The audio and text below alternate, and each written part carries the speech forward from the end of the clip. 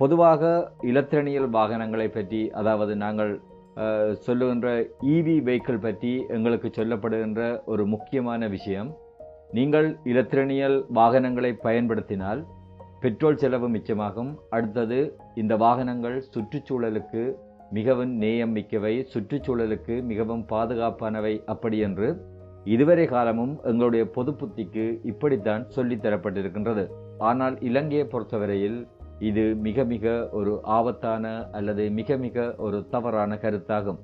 இதை பற்றி ஏற்கனவே சமூகவியலாளர்களும் சுற்றுச்சூழல் ஆர்வலர்களும் இதனை பற்றி பல கருத்துக்கள் கூறியிருந்தாலும் கூட, கடந்த மார்ச் மாதம் 19ஆம் தேதி இலங்கை மக்களுக்கு விசேட உரையாற்றிய இலங்கையினுடைய ஜனாதிபதி அனுரகுமார திசநாயக்க இலங்கையில் இலத்திரனியல் வாகனங்கள் பற்றிய ஒரு உண்மையை போட்டுடைத்திருக்கின்றார். ஜனாதிபதியினுடைய கருத்தின்படி இலங்கையில் இருக்கின்ற இவி வாகனங்கள் டீசலிலும் நிலக்கரியிலும் தான் இயங்குகின்றன என்று சொன்னால் உங்களால் நம்ப முடியுமா? இன்று இதை பற்றித்தான் இந்த காணொளியில் சில விடயங்களை நான் உங்களோடு பகிர்ந்து கொள்ளப் போகின்றேன். வாருங்கள், காணொளிக்குள் போவோம். மத்திய கிழக்கு நாடுகளில் போர் மேகங்கள் சூழப்பட்டதை தொடர்ந்து இலங்கையில் தற்பொழுது இலத்திரனியல் வாகனங்களை பாவிக்கின்ற அளவு அதிகரித்திருக்கின்றது. மத்திய கிழக்கில் போர் பதட்டம் ஏற்பட்டதற்கு பிற்பாடு தற்பொழுது உலகளாவிய ரீதியில் எரிபொருளுக்கான நெருக்கடி ஏற்பட்டிருக்கின்றது. இந்த நெருக்கடியினை சமாளிப்பதற்காக அநேகமான இலங்கையர்கள் இலத்திரனியல் வாகனங்களை பாவிப்பதில் அதிகளவு ஆர்வம் காட்டி வருகின்றனர். குறிப்பாக 2025ஆம் ஆண்டு இலங்கையில் வாகனங்களை இறக்குவதற்கான தடை நீக்கப்பட்ட பிற்பாடு அதிகளவான இலத்திரனியல் வாகனங்கள் இலங்கையில் இறக்குமதி செய்யப்பட்டிருக்கின்றது. குறிப்பாக 10,000க்கு மேற்பட்ட இலத்திரனியல் கார்களும் 36,000க்கு மேற்பட்ட மோட்டார் சைக்கிள்களும் 50,000க்கு மேற்பட்ட ஹைபிரிட் வாகனங்கள் என்று சொல்லப்படுகின்ற பேட்டரிஸிலும் எரிபொருட்களிலும் இயங்கக்கூடிய வாகனங்களும் இலங்கையில் இறக்குமதி செய்யப்பட்டிருக்கின்றது. குறிப்பாக இலங்கையில் மாலை 6 மணி தொடக்கம் 10 மணி வரையான காலப்பகுதியில் பகல் முழுக்க ஓடுகின்ற இலத்திரனியல் வாகனங்களை அவர்கள் மின்னேற்றுகின்ற, அதாவது சார்ஜ் செய்கின்ற சம்பவங்கள் இந்த காலப்பகுதியில் தான் அதிகமாக இடம்பெற்று வருகின்றது. தற்பொழுது இந்த மின்சார வாகனங்களை சார்ஜ் செய்வதற்காக மாலை 6 மணியிலிருந்து இரவு 10 மணி வரையான காலப்பகுதிக்கு மேலதிகமாக 300 மெகாவாட்ஸ் மின்சாரம் தேவைப்படுகின்றது என்று மின்சார சபை தற்பொழுது அறிவித்திருக்கின்றது. உண்மையில் இந்த அதிகளவான மின்சாரங்கள் இந்த இலத்திரனியல் வெஹிக்கிள்களை சார்ஜ் செய்வதற்காகத்தான் பயன்படுத்தப்படுகின்றது. இலங்கையில் எரிபொருட்களை வினைத்திறனாக பாவிப்பதற்காகவும் சுற்றுச்சூழலை மேம்படுத்துவதற்காகவுமே அதிகளவான இலத்திரனியல் வாகனங்கள் இலங்கையில் இறக்குமதி செய்யப்பட்டது. ஆனால் உண்மையில் அவை அந்த நோக்கத்தை நிறைவேற்றினவையா என்ற கேள்வி தற்பொழுது எழும்புகின்றது. இதனை விட இன்னும் ஒரு முக்கியமான விஷயம் இதில் பேசப்படுகின்றது. குறிப்பாக அதிகளவு அந்நிய செலாவணிகளை கொடுத்து, அதாவது இலங்கையில் உள்ள டொலர்களை அதிகளவில் செலவழித்துத்தான் இலங்கைக்கு இந்த இலத்திரனியல் வாகனங்களை இறக்குமதி செய்ய வேண்டியிருக்கின்றது. சாதாரண எரிபொருள் வாகனங்களை விட இலத்திரனியல் வாகனங்களினுடைய விலைகள் உங்களுக்கு தெரியும், மிக மிக அதிகம். இதனால் இலங்கை போன்ற ஒரு பொருளாதார நெருக்கடியில் சிக்கியிருக்கின்ற ஒரு நாடு தான் கொஞ்ச நஞ்சமாக சேமித்து வைத்திருக்கின்ற அந்த டொலர்களை கூட வெளியே விட்டுத்தான் இந்த வாகனங்களை கொள்ளளவு செய்ய வேண்டியிருக்கின்றது. ஆனால் கொள்ளளவு செய்யப்பட்ட அந்த வாகனங்கள் கூட கிரீன் எனர்ஜியின்படி அது இயங்குகின்றதா என்பது தற்பொழுது ஒரு சர்ச்சைக்குரிய விஷயமாகத்தான் இலங்கையில் பார்க்கப்படுகின்றது. இதைவிட இன்னும் ஒரு முக்கியமான பொருளாதார இழப்பு இலங்கைக்கு காணப்படுகின்றது. பொதுவாக எரிபொருளை பாவித்து இயங்குகின்ற வாகனங்களை வைத்திருக்கின்ற நபர்கள் அரசாங்கத்துக்கு எரிபொருளுக்காக வரியை செலுத்துகின்றனர்.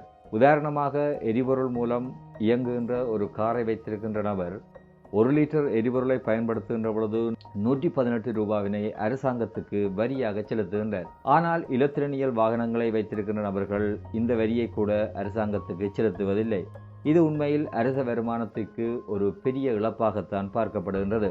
இலங்கையில் இறக்குமதி செய்யப்படுகின்ற இலத்திரனியல் வாகனங்கள் தொடர்பாக இன்னும் ஒரு மிக முக்கியமான குற்றச்சாட்டு முன்வைக்கப்படுகின்றது.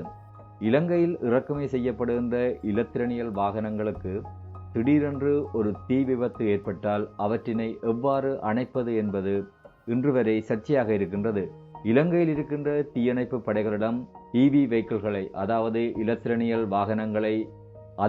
இலத்திரனியல் வாகனங்களுக்கு திடீரென்று தீப்பற்றினால் அதனை அணைக்கின்ற தொழில்நுட்பங்கள் எவையும் இதுவரை இல்லை என்று சொல்லப்படுகின்றது.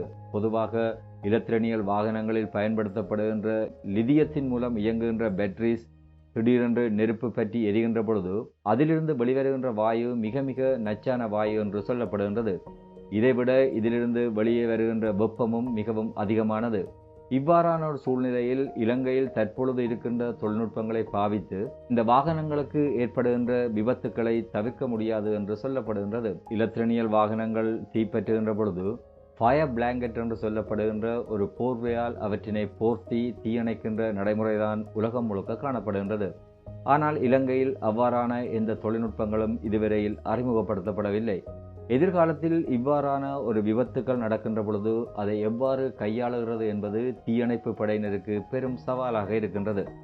இதனை விட இலத்திரனியல் வாகனங்கள் தீப்பற்றி எரிகின்ற பொழுது அந்த தீயை அணைப்பதற்காக மாஸ்டர் சுவிட்ச் என்ற ஒரு வசதியும் அந்த வாகனங்களில் இருக்க வேண்டும் என்று சொல்லப்படுகின்றது. ஆனால் இலங்கையில் இறக்குமதி செய்யப்படுகின்ற வாகனங்களில் இவ்வாறான வசதிகள் இருக்கின்றதா என்பது தற்பொழுது ஒரு பெரும் சர்ச்சையான விஷயமாக பேசப்பட்டு வருகின்றது. இலத்திரனியல் வாகனங்களை இலங்கையில் இறக்குமதி செய்வதற்காக இன்னும் ஒரு நடைமுறை காணப்படுகின்றது. இதுவும் அரசாங்கத்தினுடைய வருமான இழப்புக்கு ஒரு காரணமாக அமைந்து விடுகின்றது. குறிப்பாக வெளிநாடுகளில் இருந்து உழைத்து இலங்கைக்கு டொலர்களை அனுப்புகின்ற வெளிநாட்டில் இருக்கின்ற புலம்பெயர்ந்து இருக்கின்ற தொழிலாளர்கள் தங்களுடைய வருமானத்தை முறையாக இலங்கைக்கு அனுப்புகின்ற பொழுது அவர்களுக்கு விசேட அனுமதி பத்திரம் அரசாங்கத்தால் வழங்கப்படுகின்றது. அந்த அனுமதி பத்திரத்தினை கொண்டு அவர்கள் இலங்கைக்கு இலத்திரனியல் வாகனங்களை தங்களுடைய சொந்த தேவைக்காக இறக்குமதி செய்ய முடியும். கிட்டத்தட்ட அவர்களுக்கு இது ஒரு வரி விலக்கு மாதிரி தான் அமைகின்றது. இதிலும் அரசாங்கத்துக்கு கணிசமான வருமானம் இல்லாமல் போகின்றது. ஆரம்பத்தில் அரசாங்கம் இலங்கைக்கு இலத்திரனியல் வாகனங்களை இறக்குமதி செய்வதற்கு தீர்மானித்ததன் பிரதான நோக்கம் இலங்கையில் சுற்றுச்சூழல் நியமிக்க நீண்டகால நீடித்து நிலைக்கக்கூடிய ஒரு அபிவிருத்தியை கருத்தில் கொண்டுதான் அரசாங்கம் இவ்வாறான இலத்திரனியல் வாகனங்களை இலங்கையில் இறக்குமதி செய்வதற்கு அனுமதி வழங்கியது. ஆனால் தற்பொழுது நடைமுறையினை பார்க்கின்ற பொழுது அந்த நோக்கம் நிறைவேறவில்லை என்றுதான் தெரிகின்றது. எதிர்காலத்தில் இலங்கைக்கு இலத்திரனியல் வாகனங்களை இறக்குமதி செய்கின்ற பொழுது அவற்றினை சார்ஜ் செய்வதற்கான சிறந்த உட்கட்டமைப்பு வசதிகளை உறுதி செய்த பிற்பாடு இலங்கைக்கு இலத்திரனியல் வாகனங்களை இறக்குமதி செய்வதுதான் பொருத்தமான ஒரு நடைமுறையாக இருக்கும் என்பது பலருடைய அபிப்பிராயமாக இருக்கின்றது. தற்பொழுது இலங்கையில் இலத்திரனியல் வாகனங்களுடைய பயன்பாடு சிறப்பாக இருக்கின்றதா அல்லது இதனை இன்னும் மேம்படுத்த வேண்டும் என்று நீங்கள் நினைக்கின்றீர்களா? அப்படியாயின் உங்களுடைய கருத்துக்களை கமெண்ட்ஸில் பதிவிடுங்கள். மீண்டும் இன்னும் ஒரு காணொளியில் உங்களை சந்திக்கும் வரை உங்களிடமிருந்து விடைபெற்றுக் கொள்கின்றேன். நன்றி, வணக்கம்.